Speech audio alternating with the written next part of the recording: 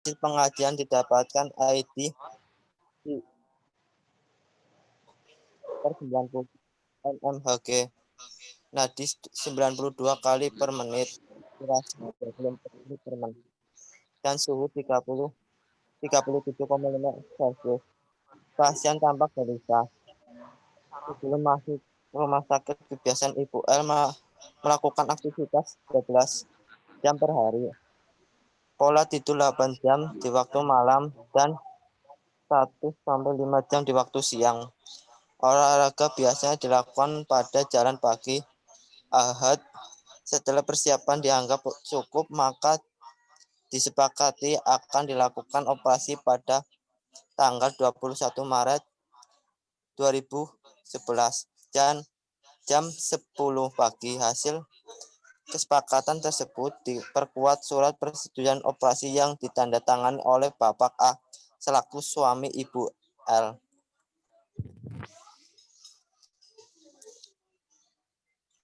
Satu pengajian.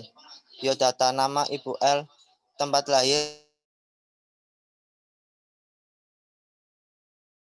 Makassar, Islam, suku Makassar, pendidikan SMA, pekerjaan usaha, alamat Makassar, sumber data pasien dan keluarga suami. Nomor medika rekod 365101. Masuk rumah sakit 21 Maret 2011. 2. Pengajian perilaku. A. Pengajian tahap pertama.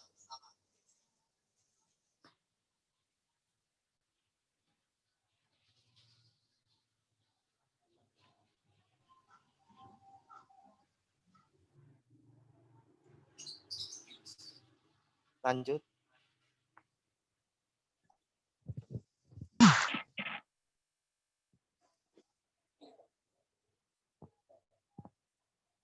Udah. Mengumpulkan data perilaku output Ibu L sebagai sistem adaptasi. Dihubungkan dengan 4 metode adaptasi fungsi fisiologi, konsep diri, peran, dan independen. Pengajian tahap pertama pada Ibu L didapat data 1. Mode fisiologi. S. Menyatakan gerakan terbatas.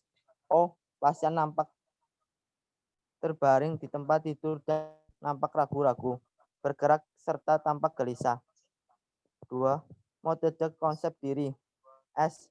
Menyatakan cemas akan terjadinya perubahan penampilan. O. Tampak gelisah. 3. Metode fungsi peran. S. Menyatakan takut terjadi kecacatan. O. Rendah diri terhadap penampilan. 4. Metode independen. Tidak bergaya.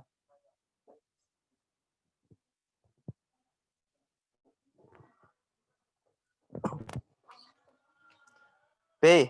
Pengajian tahap 2. Setelah mengidentifikasi respon tidak efektif dan respon adaptif selanjutnya, melakukan pengajian tahap kedua yang meliputi vokal, kontekstual, dan residual stimuli. 1. Pengajian tahap 2 Ibu L didapatkan data A. Independen stimulus yang berpengaruh budaya, keluarga, fase perkembangan. B. Istirahat aktivitas. Tidur sering terbangun dan beraktivitas.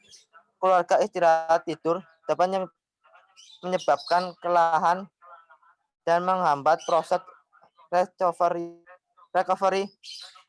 Sedangkan terbatas aktivitas dapat menyebabkan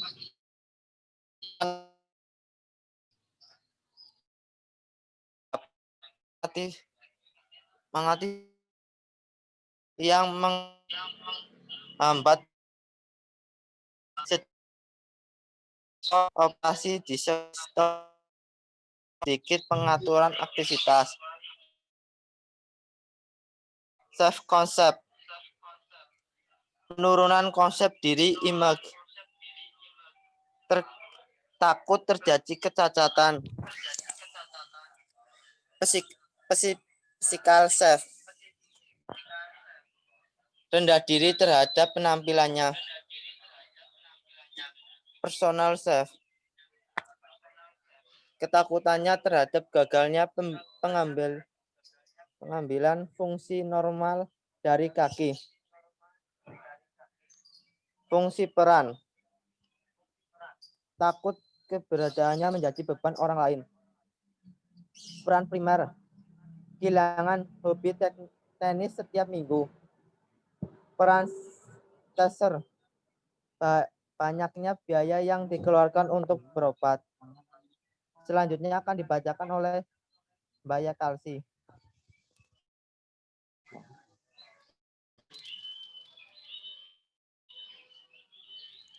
Independen, keterbatasan rumah sakit.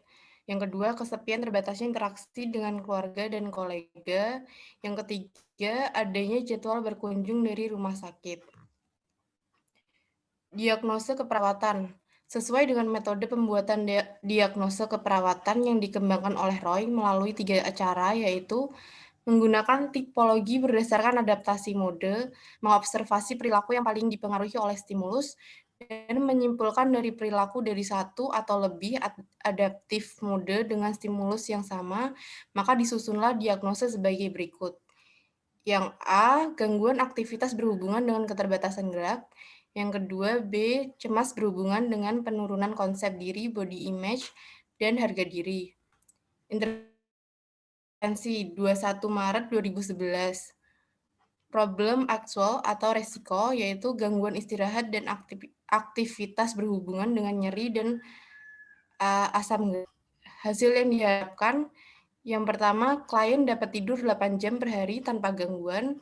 Yang kedua, dengan keterbatasan aktivitasnya, klien dapat menggunakan kemampuan yang dimiliki secara maksimal untuk memenuhi kebutuhan ADL-nya.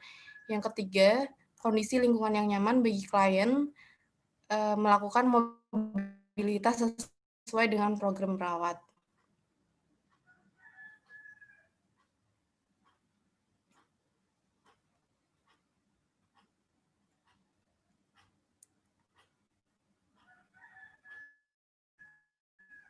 Tindakan keperawatan yang pertama, ajakan klien untuk melakukan mobilitas secara mandiri untuk melaksanakan kegiatan yang berhubungan dengan pemenuhan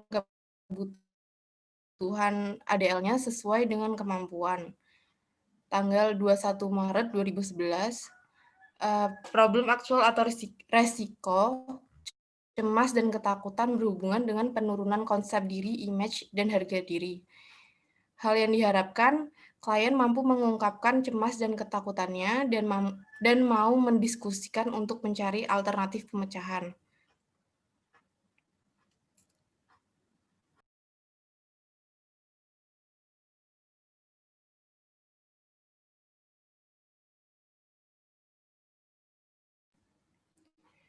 Tindakan keperawatan. Yang pertama, bina hubungan saling percaya dan yakinkan kehadiran perawat adalah untuk membantu memecahkan permasalahan klien. Yang kedua, kuatkan coping klien dengan aspek adaptif yang dimiliki. Yang ketiga, jelaskan operasi diskektomi tidak akan menimbulkan rencanakan kehadiran keluarga untuk menemani klien.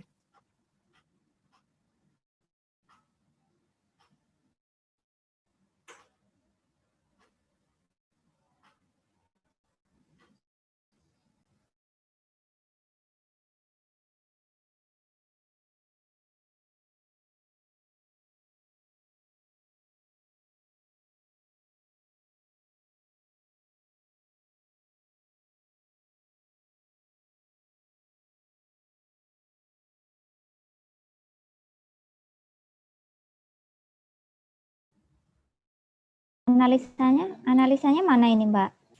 Analisnya yang maaf Bu, putus-putus. Lanjutkan ya. Analisis A, konsep teori. Model yang dikembangkan Roy dapat diaplikasikan di berbagai tatanan pelayanan rumah sakit pada klien dengan penyakit akut maupun kronis. Dari klien dengan permasalahan fisiologis dan fisiologis sesuai dengan karakteristik teori oleh George 1995 bahwa teori harus dapat diaplikasikan untuk mengatasi masalah klien dari yang sederhana sampai yang kompleks. Pada intervensi, model adaptasi Roy dapat menghindari terjadinya duplikasi pembuatan perencanaan tindakan dan lebih terarah karena penetapan masalah berdasarkan berbagai respon yang sama walaupun berasal dari berbagai sistem mode. B. Aplikasi teori. Pendekatan adaptasi model dirasa lebih sesuai atau lebih mudah dikerjakan pada klien dengan gangguan medikal bedah seperti disektomi dan pasca pembedahan karena observasi terhadap respon klien baik yang adaptif maupun yang tidak efektif dapat dilakukan dengan lebih teliti dan dalam waktu yang cukup. Aplikasi model asuhan pada contoh kasus agak sulit untuk dilakukan karena selama ini kurangnya pengalaman dalam aplikasi model asuhan dari Roy. Akan tetapi setelah mencoba untuk mengaplikasikan pada contoh kasus sangat membantu untuk merumuskan diagnosa dan intervensi. Pada perumusan diagnosa, kita dapat melakukan dengan berbagai macam pendekatan. Hal ini karena Roy menawarkan berbagai alternatif yang memudahkan sesuai kasus. Pada intervensi dapat dihindari terjadinya duplikasi rencana tindakan karena rencana tindakan dapat dipadukan dari berbagai sumber pengkajian yang sangat lengkap sehingga rencana dapat dibuat ringkas, terarah, dan menjangkau cakupan yang luas dari permasalahan klien.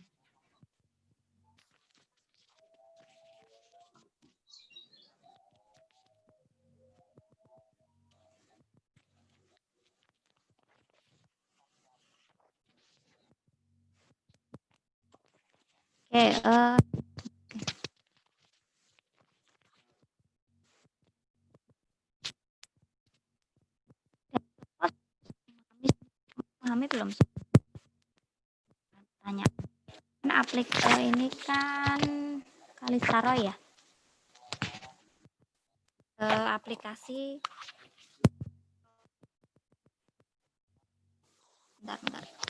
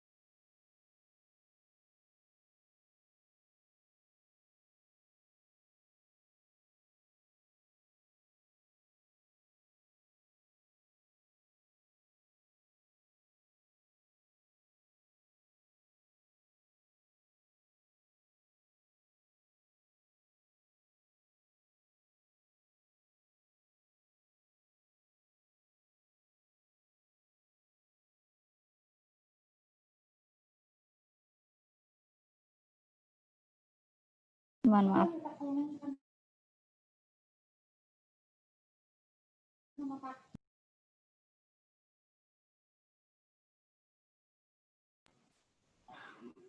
Oke, jadi ini kan aplikasi ke ranah keperawatan jiwa ya, di mana sebenarnya kalau analisanya itu pengkajiannya, pendekatannya bagus karena kan ini memang sesuai setting ya.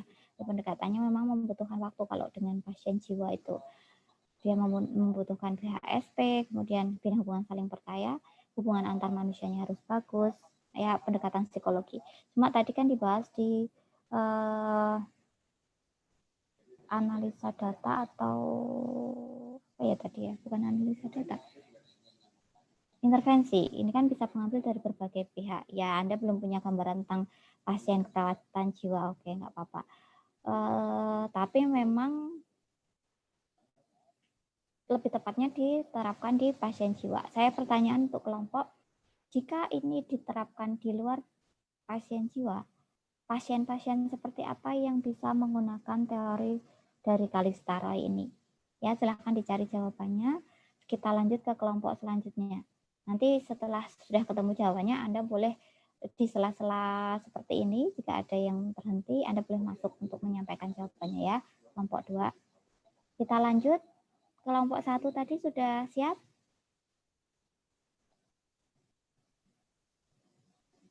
Atau mau kelompok 3 dulu?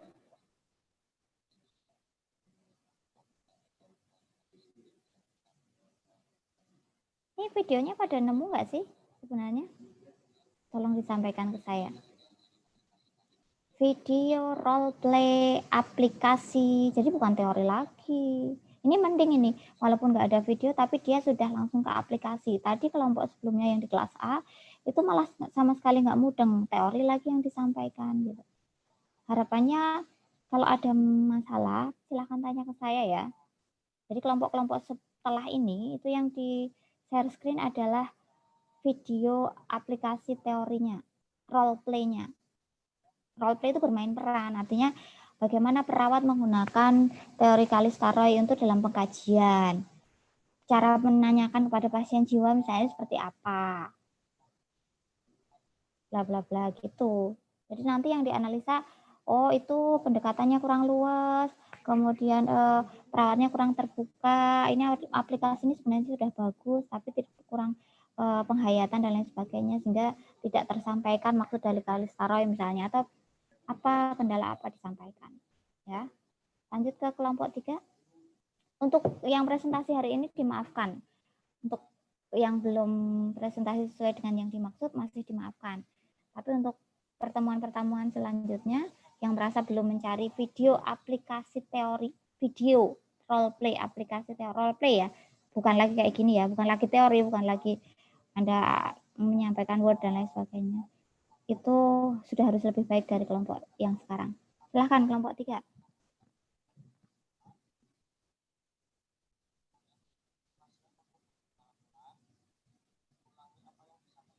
Suara saya kedengeran nggak? Kedengar, Bu.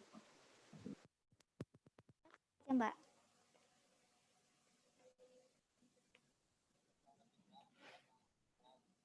Sambil saya nilai, jadi saya minta disebutkan namanya supaya nanti saya bisa input nilai. Kelompok 3 siapa aja? Ada Aziz. Siapa? Aziz. Aziz, terus? Ada Rika. Rika Noviati. Puji. Puji.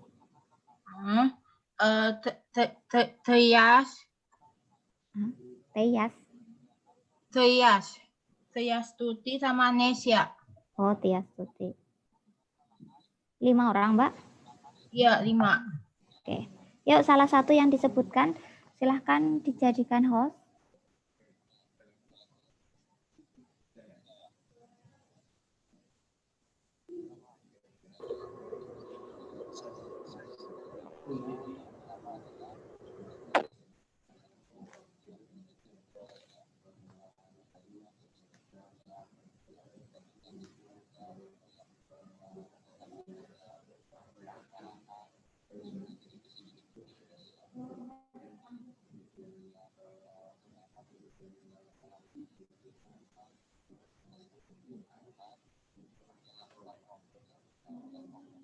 Yang share screen kelompok 3 Aziz, Bu, katanya. Oke, silahkan dijadikan host dulu. Dipindahkan ke Aziz.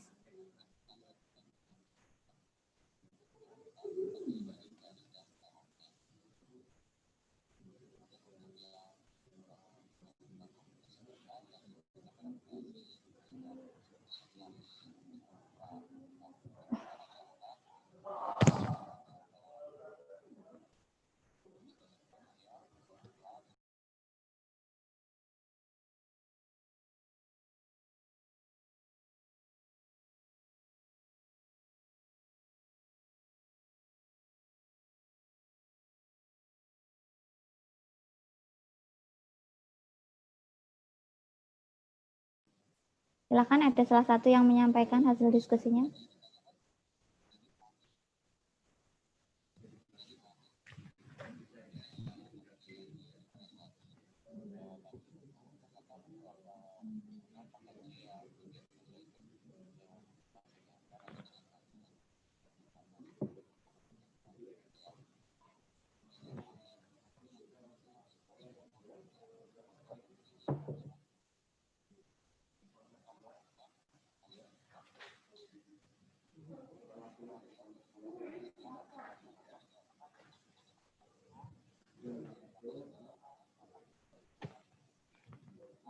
Halo. Aziz, Reka, Puji, Tias, Nasya. Silahkan.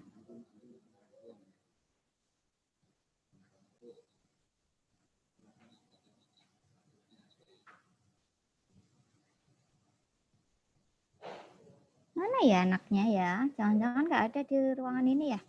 Di ruang Zoom ini. Maaf, Bu. Sinyalnya macet-macet. Sinyal saya. Saya. Oh ya. Dorothy Orem. Teori keperawatan, definisi keperawatan diri. Teori keperawatan Orem menyatakan perawatan diri sebagai kebutuhan manusia dan perawat merancang intervensi untuk menyediakan atau mengelola tindakan perawatan diri bagi orang untuk memulihkan atau menjaga kesehatan. Diagnosis keperawatan. Orem adalah anggota kelompok ahli teori perawat yang mempresentasikan pola manusia kesatuan kerangka awal untuk diagnosis keperawatan ke Asosiasi Diagnosis Keperawatan Amerika Utara pada tahun 1982. Self-care theory. Orem berkata bahwa teori perawat itu adalah dirinya sendiri. Ide tersebut melahirkan teori self-care, dipublikasikan pertama kali pada tahun 1959. Teori self-care, teori ini mengungkapkan hubungan antara tindakan untuk merawat diri dengan perkembangan fungsi individu. Self-care adalah performance atau praktek kegiatan individu untuk berinisiatif dan membentuk perilaku mereka dalam memelihara kehidupan, kesehatan, dan kesejahteraan. Bila self-care dibentuk dengan efektif, maka hal tersebut akan membantu membentuk integrasi struktur dan fungsi manusia dan erat kaitannya dengan perkembangan. Self-care Sebentar. Langsung ke aplikasinya, Mbak. Mohon maaf saya salah. Ini kan teori sudah kita bahas. Anda hanya membahas tentang aplikasinya.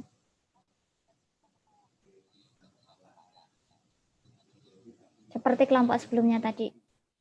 Yang dibahas adalah aplikasinya.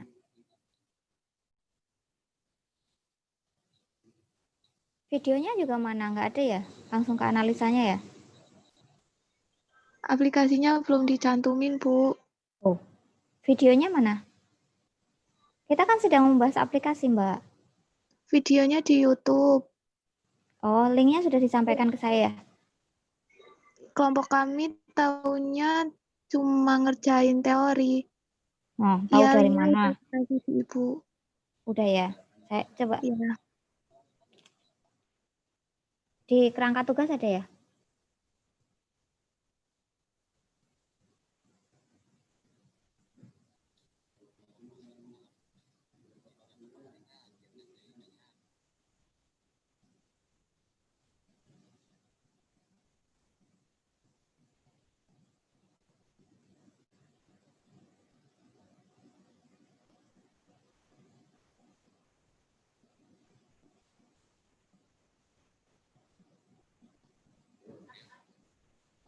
Isi tentang videonya apa, Mbak? Ini kalau videonya benar, yang Anda analisa harusnya video Anda.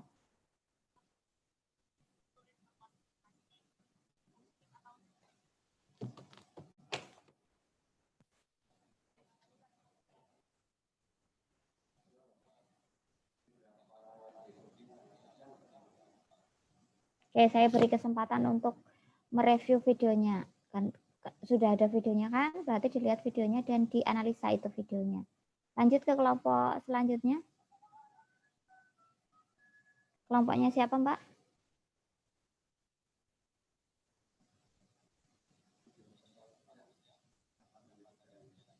Bella, Kelompok 1, Bu. siapa aja? Alvin, Alvin, Melia, Melia, Ika, Hani Ika, Laili, Laili, Faizah. Faiza. 5 ya. Ya, 5, Bu. Oke.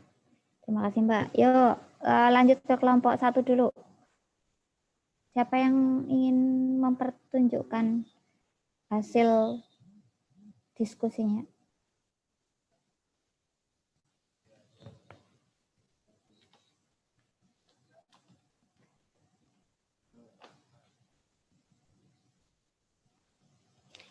Jadi harusnya tadi kelompok yang barusan tadi itu membahas tentang self-care-nya Dorota Oren. Jadi Dorota Oren kan titik tekannya pada perawatan diri pada si pasien tersebut. Jadi memandirikan pasiennya. Bagaimana aplikasinya? Contohnya misalnya pada pasien post amputasi, pada pasien dengan kolostomi, pasien dengan bahkan hipertensi pun bisa untuk bisa DM misalnya. Nah, gimana? Nah, nanti settingnya di video tersebut yang Anda bahas adalah misalnya cari video role play aplikasi self care misalnya pada pasien post amputasi gitu ya. Bagaimana perawat itu memandirikan keluarga dan pasien tersebut pada kasus pasca amputasi. Jadi dengan keberadaan satu kaki misalnya, dia kan harus beradaptasi itu merawat dirinya sendiri dengan keterbatasan. Itu pada amputasi misalnya, kalau pada pasien dengan DM misalnya dengan ada ulkus gangren. Setelah diobati gangrennya, luka yang menyebabkan bau gitu ya, itu dia harus dimandirkan, nggak mungkin seumur hidup di rumah sakit kan, dia ada perawatan di rumah. Nah, di situ perawat berfungsi sebagai health educator, menjelaskan langkah-langkah perawatan luka pada pasien DM dengan luka gangren. Sudah diberi demen, lukanya sudah dibersihkan, misalnya tidak bisa sudah diamputasi, besar kemungkinan kalau dia tidak memanage nutrisi, gaya hidup dan lain sebagainya, lukanya akan kambuh lagi karena nutrisinya kan tidak terserap dengan baik, karena kadar gulanya kan rendah atau malah kadar gulanya tinggi, insulinnya yang rendah. Jadi insulin tidak bisa membawa nutrisi ke dalam jaringan. Artinya lukanya bisa kambuh lagi. Lah gimana kalian mandirikan pasien dengan kondisi tersebut? Diajarilah cara misalnya merawat luka di rumah, diajarilah cara manage nutrisi yang baik, kebutuhan kalorinya berapa, supaya tidak gulanya naik, makanan apa saja yang harus dimakan, olahraga seperti apa yang bisa dilakukan supaya menurunkan kadar gula darah, dan lain sebagainya. Itu namanya health educator untuk pasien merawat dirinya sendiri selama pasien berada di rumah atau selama pasien sudah pernah diajari oleh perawat. Jadinya perawat itu kan fungsinya memang selain sebagai peneliti, sebagai pelaksana, itu kan selain advokat, dia kan ada health educator atau pendidik. Nah, Anda mendidik itu nggak harus di ranah Anda menjadi dosen, tetapi Anda bisa mendidik pasien kalian dengan health education tadi, promosi kesehatan, supaya dia tetap survive dengan kondisinya. Nah, itulah pesan dari Dorota Oren sebenarnya, merawat dirinya sendiri dengan self care. Paham ya? Harusnya pembahasannya ke situ untuk kelompok 2. Ya, kelompok barusan. Kelompok 1, silahkan. Sudah dijadikan host?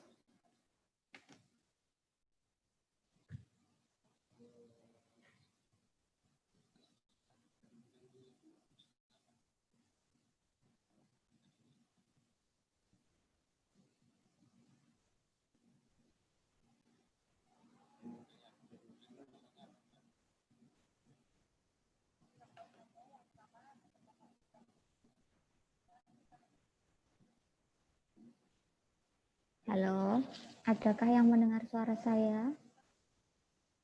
Tolong videonya dinyalakan. Ini etika berzoom ya. Jadi kalau Zoom itu videonya dinyalakan. Itu salah satu etika Anda belajar. Karena bisa saja ketika Anda mendengarkan saya tapi ditinggal tidur, kan nggak mendapatkan ilmu. Salah satu kekurangan dari pembelajaran daring adalah adabnya. Jadi salah satu syarat untuk mau mendapatkan ilmu adalah adabnya dulu diperbaiki. Ya, saya nggak tahu nih, apakah di sini stay tune di sini atau malah ditinggal keluar rumah. Ini kan lagi PSBB ya. Saya sih percaya tetap di situ, cuma tolong gitu. Tria Stuti, Lina Nur Amalia, Tika Tunisa, Rika, Muhammad, tolong dinyalakan videonya. Nggak apa-apa, belum mandi nggak apa-apa. Besok lagi kalau mau nge-zoom dan yang rapi, wangi ya. Jadi nggak malu ketika videonya dinyalakan. Tuh, yang ketawa merasa ya belum mandi.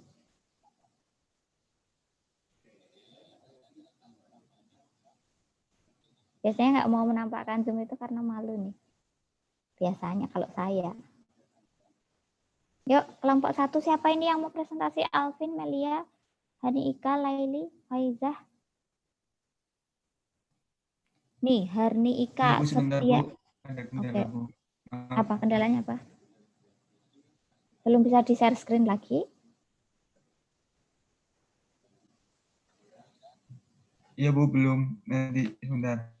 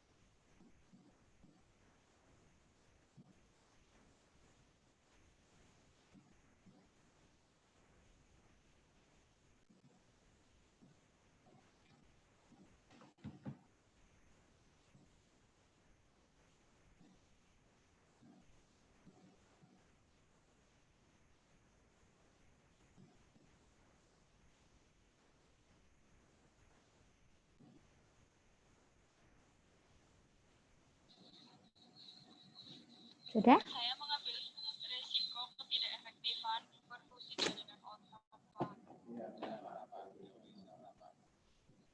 Kalau Anda mendengar suara-suara yang lain tuh karena saya nyambi pendalaman ya.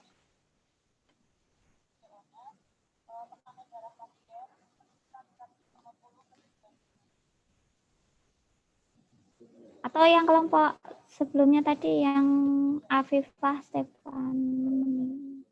Sudah ya tadi ya.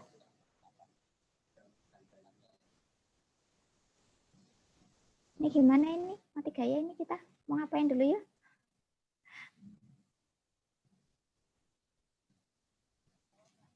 Belum bisa share screen? Share screen? Belum bisa, Bu. Alt plus S. Sudah dimunculkan di layarmu belum? Udah tak buka di layarmu belum? Materinya Mbok buka dulu di layar. Udah, Bu. Udah jadi host? Enggak tahu. Tuh, Belum, dia Bu. harus iya benar masalahnya itu. Dirubah dulu jadi host baru bisa share screen. Yang tadi, yang sekarang jadi host siapa? Tolong dipindahkan hostnya ke yang mau presentasi. Iya Bu, sebentar Bu.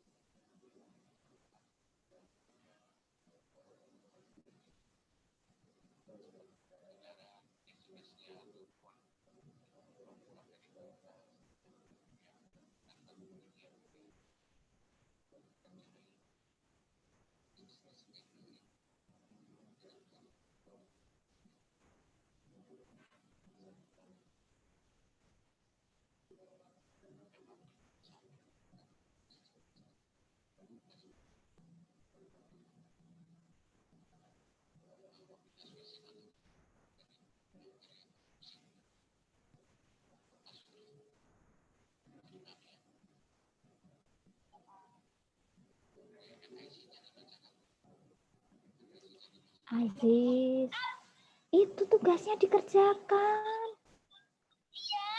Ditungguin Ustaz. Dibaca ya.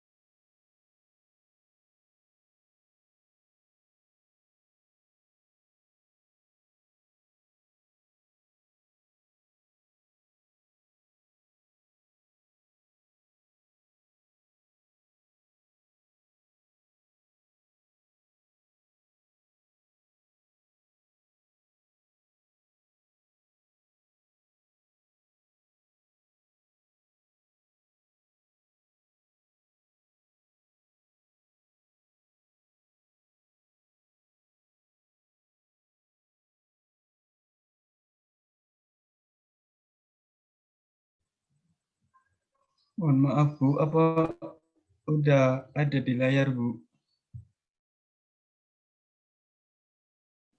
Belum Mas, yang lain sudah lihat? Belum, saya sih belum.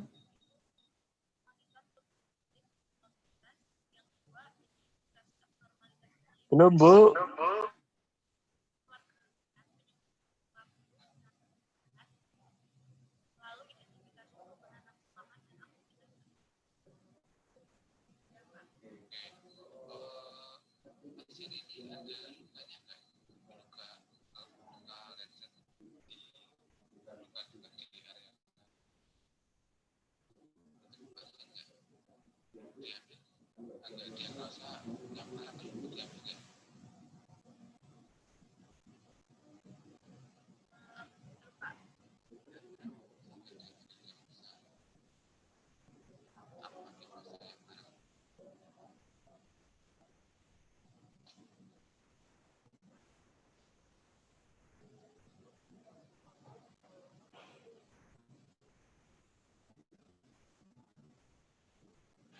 Halo, ada kendala apa lagi Mas? Tolong dibantu temannya. Udah aku share screen Bu, tapi nggak muncul-muncul Bu. Kamu sudah jadi host? Udah Bu, udah saya share screen, tapi nggak muncul-muncul Bu. Di saya sih udah muncul. Mas share screen-nya pakai yang klik hijau itu bukan? Iya, Bu. Oh, apa ya?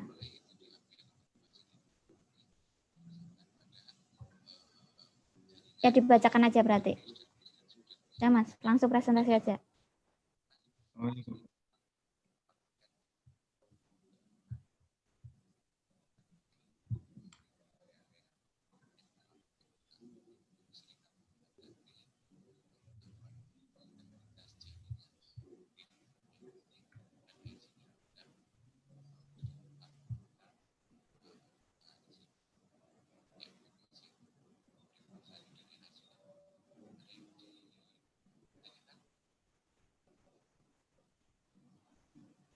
Assalamualaikum warahmatullahi wabarakatuh.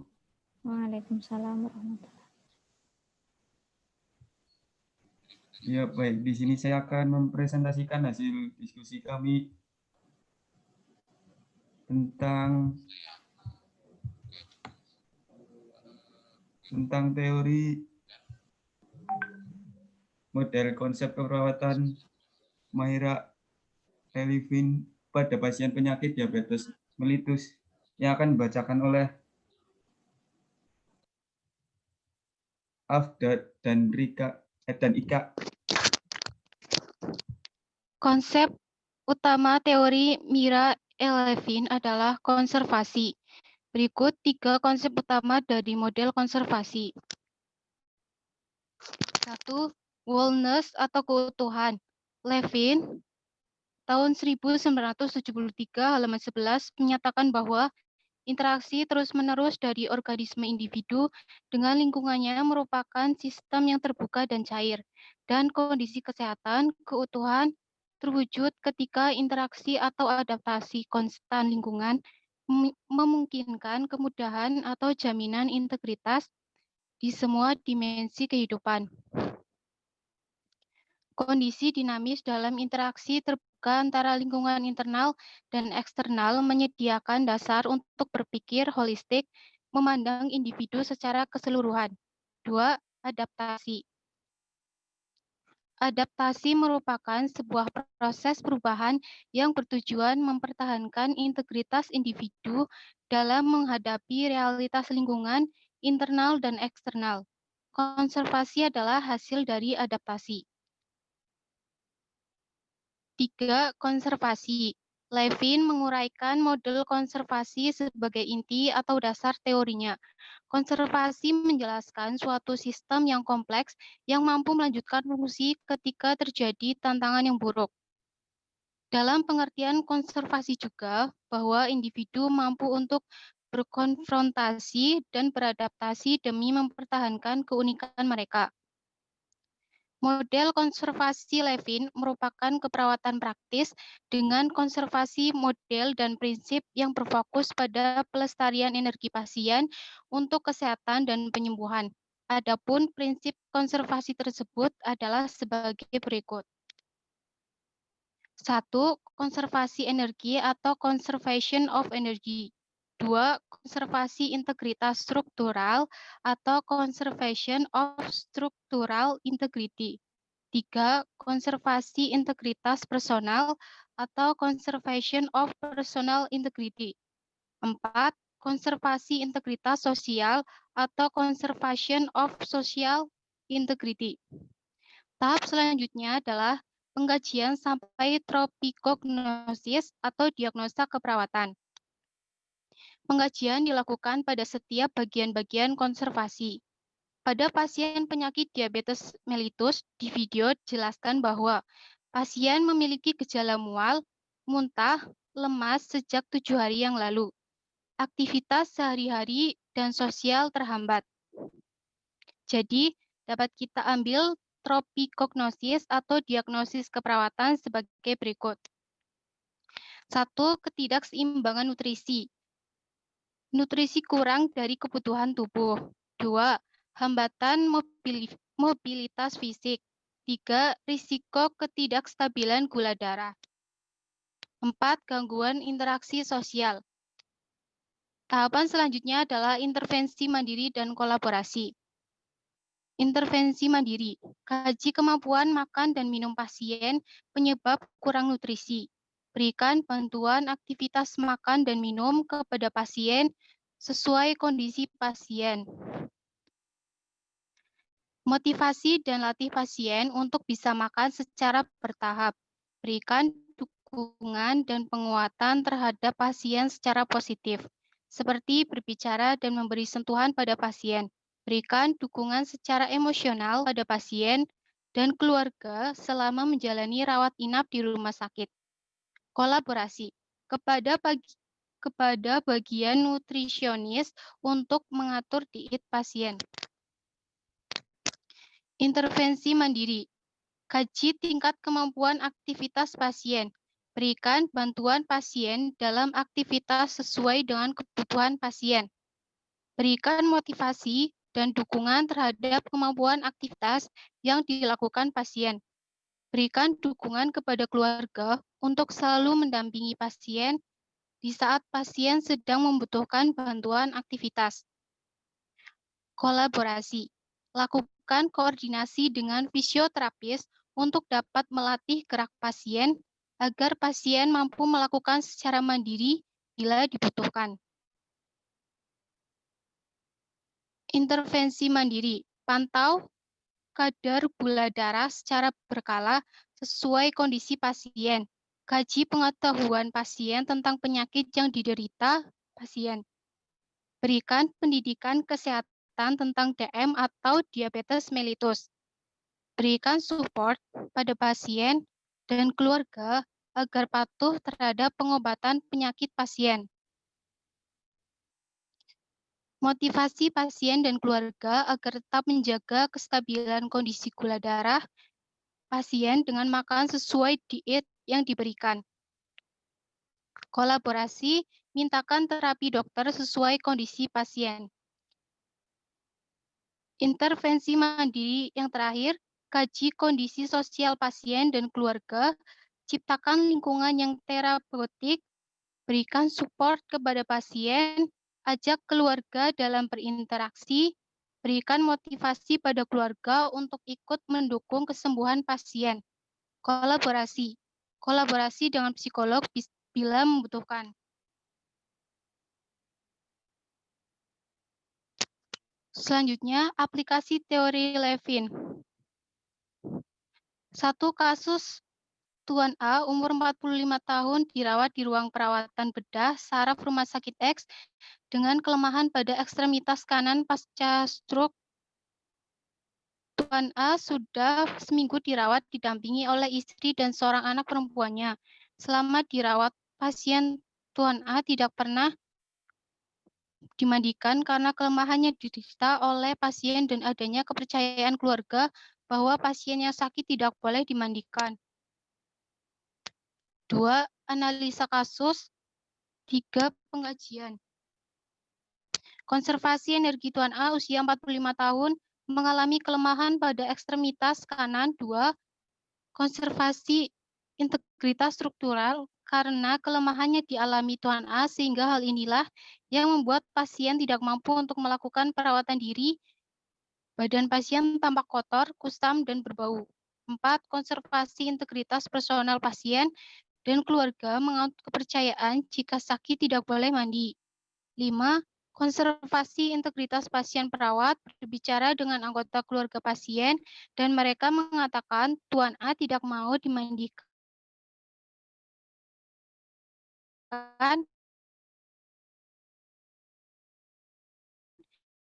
bila banyak bergerak.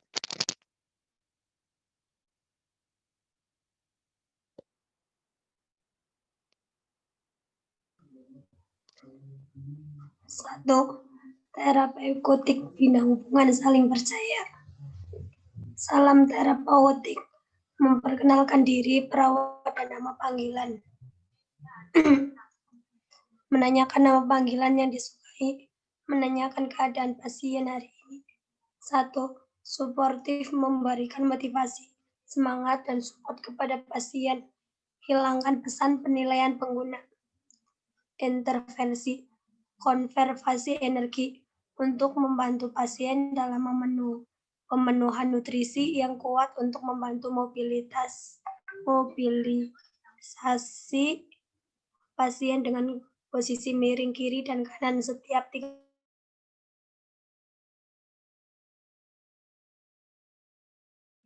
latihan room untuk membantu pasien mempertahankan personal hygiene. Konservasi integritas personal untuk menjaga privasi pasien, untuk menyapa pasien dengan sopan, untuk meminta izin sebelum melakukan tindakan, untuk melakukan terminasi setelah melakukan tindakan, dan sebelum meninggalkan pasien untuk melindungi kebutuhan akan jarak. Konservasi integritas sosial.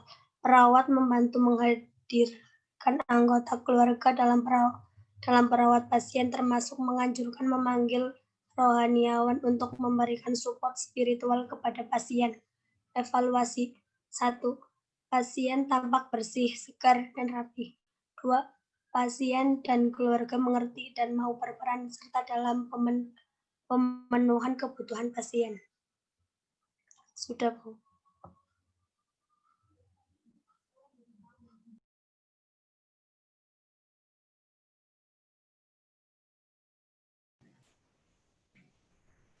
Itu tadi Levin ya, aplikasi dari Levin. Itu tadi pada kasus apa, Mbak? Kan ada pengkajian, ada intervensi, ada evaluasi. Contoh kasusnya pada kasus apa, Mbak? Diabetes mellitus, Bu.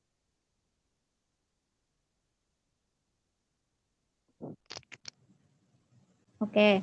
Di mana titik tekan aplikasi Levin pada pasien DM tadi?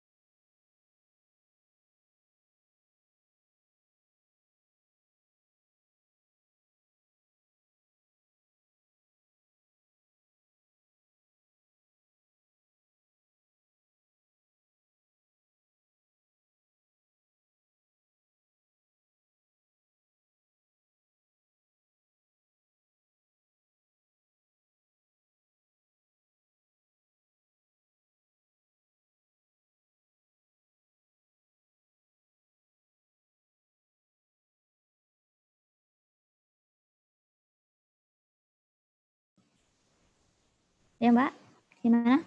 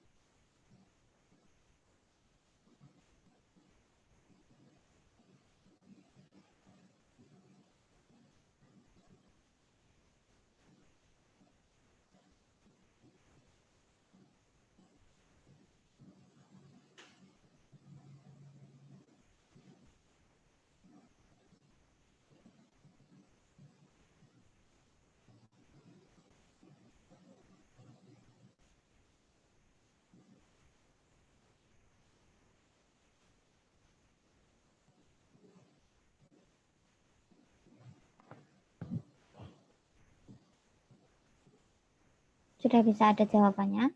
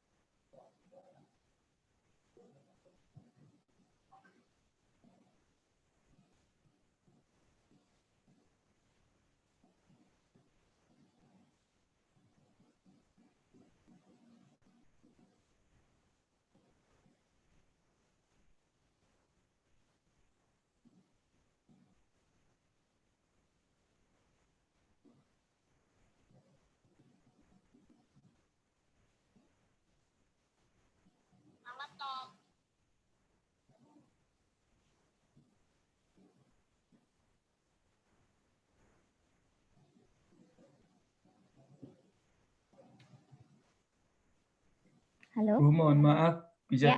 diulang pertanyaannya? Aplikasi dari Levin ini pada pasien DM, titik tekannya pada mana? Pada apanya? Dari sekian banyak yang kalian presentasikan tadi.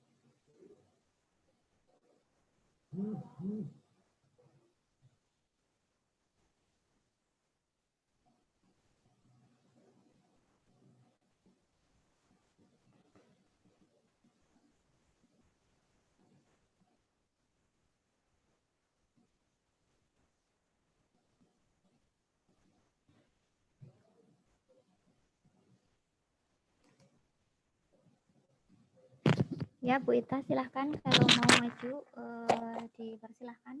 Teman-teman yang lain ini karena Pak Danang sudah selesai, sebenarnya sampai 10.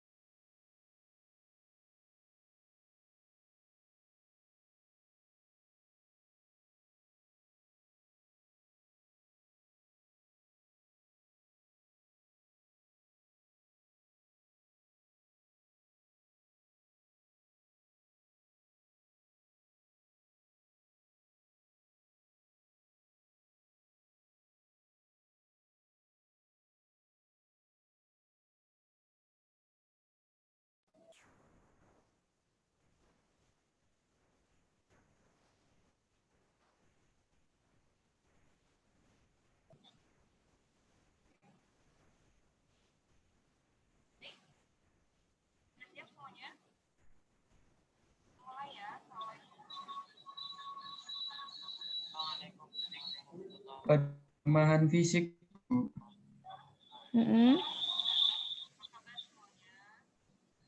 Alhamdulillah luar biasa, Bu.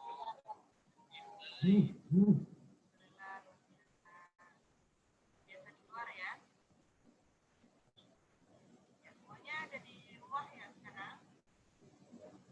Iya, ini Bu, di rumah. Ya, baik, luar saya berharap semuanya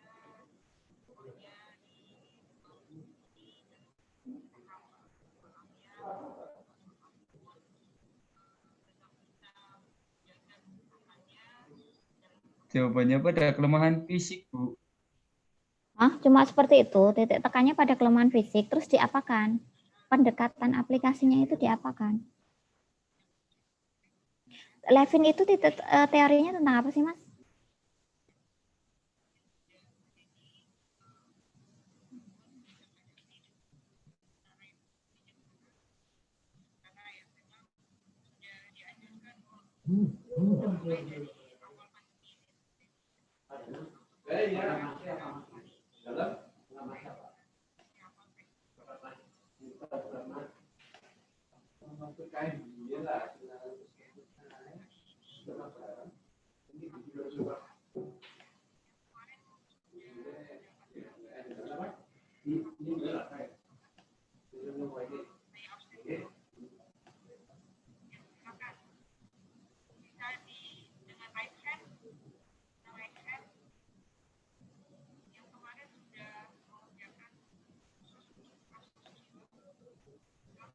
pada pendekatan holistik, Bu. Artinya pendekatan holistik itu kan menyeluruh, Mas. Jadi dia menyangkut biopsikososio spiritual. Nah, pada kelemahan fisik pasien tersebut, bagaimana perawat menerapkan perawatan holistik itu?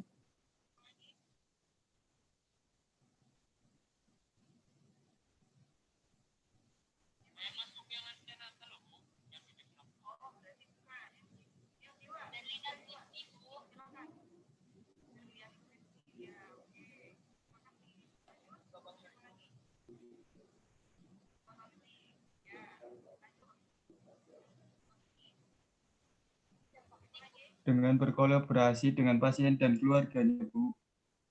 Mas, jawabnya jangan sepotong-sepotong, tapi dirangkai dalam satu kalimat. Oh iya, Bu, maaf, Bu. Nanti saya ulangin, Bu.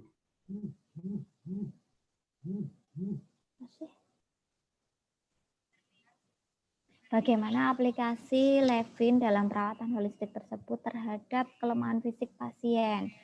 Perawat harus seperti apa dalam mengaplikasikan teori Levin tersebut?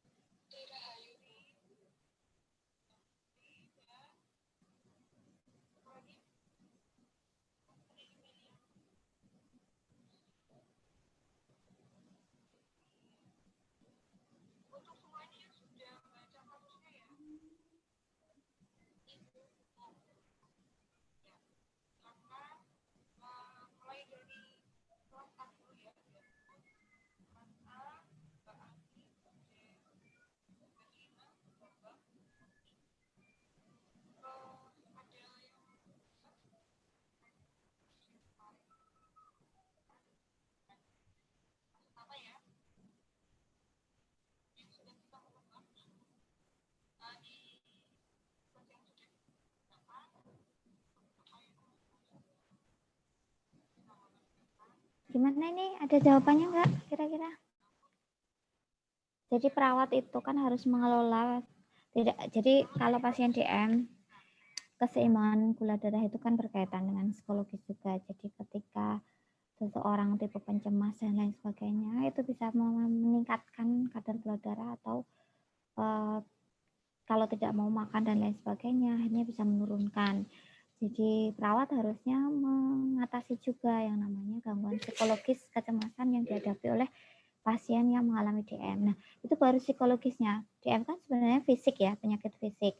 Nah, bagaimana dengan spiritual, emosional, kemudian yang lainnya? Bio, psikososio, sosialnya gimana?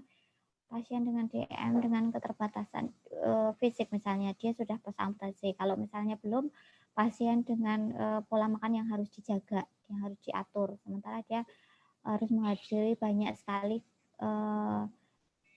jamuan makan misalnya, di mana dia harus membatasi jumlah kalori yang diasup. Nah, itu kan berhubungan dengan sosionya juga. Nah, itu ditekankan di situ. Bio, psiko, sosio, spiritual. Spiritualnya, dia bisa menerima enggak kondisi ketidakberdayaannya, misalnya pas amputasi, pasien DM, atau justru dia masih bisa menerima kondisinya yang tidak bisa lagi beraktivitas sebagaimana pasien orang normal pada umumnya. Ini kalau ada keterbatasan fisik. Atau pasien yang belum kena dampak keterbatasan fisik di mana dia sering lemes, tentunya ini akan mengganggu aktivitas fisiknya. Ini hubungan dengan sosial, karena dia makhluk sosial, harus berinteraksi dengan orang lain, harus mengikuti berbagai aktivitas yang lainnya. Spiritual, sosial, spiritual. Nah, itu kan dikaitkan. Nah, peran perawat masuk di situ. Jadi perawat itu tidak hanya cure, tapi care makanya. Care-nya ya menyangkut semua hal tadi. Itu ya. Sebagai perawat berarti harus melibatkan disiplin ilmu yang lain. Misalnya kalau sedang di rumah sakit ya berarti harus melibatkan gizi, ahli gizi, rohaniawan dan lain sebagainya. Kalau misalnya dia mau menggabungkan semuanya dalam dirinya berarti dia harus berperan dalam 5 aspek tersebut. Sehingga kesembuhan pasien menjadi titik tolak yang lainnya. Oke, seperti itu ya. Saya berikan masukan untuk kelompok selanjutnya. Ini tolong dipersiapkan ya. Jadi presentasi ini tidak hanya sekedar presentasi, sudah. Tapi kalian paham dulu kalau mau memahamkan orang lain. Ini temannya belum saya kasih kesempatan untuk bertanya loh. Ya, besok tidak hanya saya yang bertanya, tetapi teman Anda pun boleh bertanya. Jadi tolong persiapannya diperbaiki untuk yang mau presentasi selanjutnya. Terus saya tekankan lagi, videonya itu tentang role play. Untuk pertemuan selanjutnya, share screen-nya itu video tentang role play-nya. Kemudian analisanya dari role play tersebut. Role play itu bermain peran. Berarti tindakan ketika di rumah sakit itu seperti apa? Berarti ada gambaran dramanya di situ. Pelaksanaan pengkajian itu seperti apa? Penata laksanaan pasien DM, nanti bina hubungan saling percayanya seperti apa, dan lain sebagainya. Pendekatan sosio-spiritualnya seperti apa. Itu ya. Paham? Bisa difahami? Ada yang mau ditanyakan sebelum saya tutup? Silahkan bertanya. Kalau tidak paham, silahkan bertanya di sini.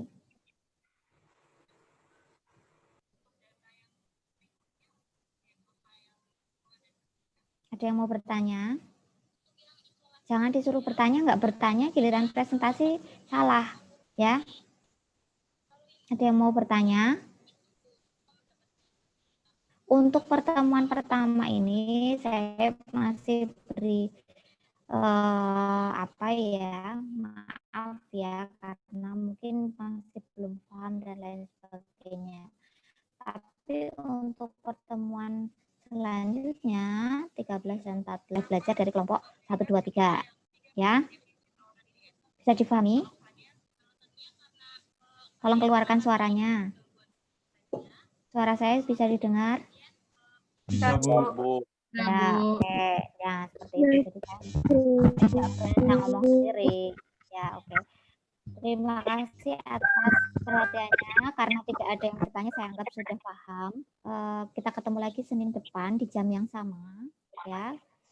Nanti kalau saya nggak bentrok, saya akan upayakan saya yang rekam. Ini karena saya bentrok di mana-mana. Mungkin kalau kalian dengar tapi saya nyambi pedalaman, saya nyambi yang lain ya. Oke, terima kasih. Jangan lupa Mbak Bella. Bella kan ya? Nanti direkod ya Mbak. Jadi kan sudah direkod, nanti kan prosesnya diikuti dari situ. Ya, oke. Terima kasih atas perhatiannya. Ketemu lagi minggu depan. Dari saya mohon maaf kalau banyak kesalahan. Kita tutup kuliah pada hari ini dengan baca hamdalah. Alhamdulillahirrahmanirrahim. Mohon maaf kalau banyak kesalahan. Alhamdulillah. Wassalamualaikum warahmatullahi wabarakatuh. Waalaikumsalam warahmatullahi wabarakatuh.